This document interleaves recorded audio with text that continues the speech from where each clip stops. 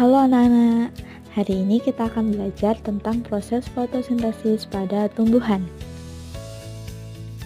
Kalian memperhatikan hewan yang sedang kelaparan? Apa yang mereka lakukan ketika mereka lapar?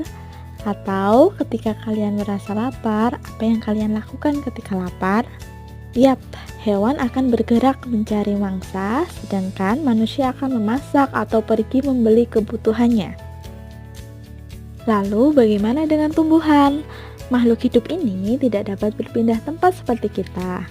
Dia juga tidak memiliki mulut, namun sama dengan makhluk hidup lainnya, tumbuhan juga membutuhkan makanan. Caranya melalui proses fotosintesis. Seperti apakah prosesnya? Yuk kita belajar bersama. Berbeda dengan hewan dan manusia, tumbuhan memiliki sistem pencernaan yang berbeda dengan manusia dan hewan yang memiliki mulut, lambung, dan sistem pencernaan yang lainnya.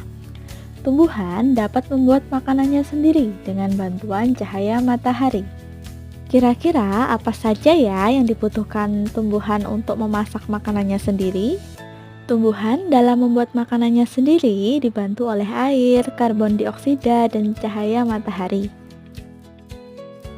Akar pada tumbuhan yang berfungsi menyerap dan menyimpan air serta mineral dari dalam tanah akan disalurkan melalui batang sampai ke daun. Nah, pada proses daun inilah proses memasak makanan terjadi. Selanjutnya ada karbon dioksida. Karbon dioksida menjadi salah satu bahan yang penting dalam pembuatan makanan. Karbon dioksida banyak dikeluarkan oleh manusia, hewan, saat bernafas, pembakaran kendaraan bermotor, atau aktivitas pabrik. Akan diserap oleh daun melalui pori-pori. Pori-pori kecil inilah yang disebut dengan stomata. Stomata terletak pada bagian bawah daun. Di dalam daun terdapat cat hijau daun atau yang biasa disebut dengan klorofil. Ini berfungsi untuk menyerap energi cahaya matahari dan kemudian menggunakannya untuk mengubah air dan karbon dioksida menjadi zat gula dan oksigen. Pada proses inilah yang disebut dengan proses fotosintesis. Hasil dari proses fotosintesis ini terdapat zat gula dan oksigen. Zat gula akan digunakan oleh tumbuhan untuk memenuhi kebutuhan makanan pada tumbuhan. Sedangkan oksigen akan disebarkan ke udara bebas melalui stomata, dan udara tersebutlah yang kita hirup setiap waktu. Nah, sekarang kalian sudah mengetahui bagaimana proses fotosintesis. Lalu apa tugas kalian selanjutnya?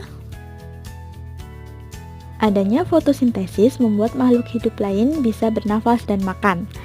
Inilah yang membuat tanaman sangat penting di bumi ini. Semua tumbuhan yang kita bisa makan, kita nikmati karena adanya proses fotosintesis. Maka dari itu, kita sebagai makhluk hidup yang sempurna, sudah sepatutnya turut menjaga dan melestarikan lingkungan demi masa depan kita.